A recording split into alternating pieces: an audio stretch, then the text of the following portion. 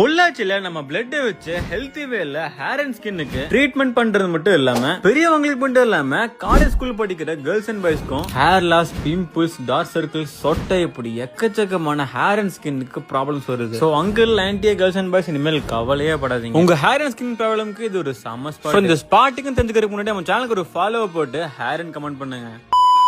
3 மாசத்துக்கு முன்னாடி என்னோட ஹேர் அண்ட் ஸ்கின் ரொம்ப வீக்கா இருந்துச்சு. அதுக்காக தான் நான் நிறைய ரிசர்ச் பண்ணேன். பட் எனக்கு எந்த ரிசல்ட்டுமே வரல. அதனால தான் என்னோட ஃப்ரெண்ட் இந்த க்ரோ ஹேர் க்ரோ ஸ்கின் கிளினிக்கை சஜஸ்ட் பண்ணான்.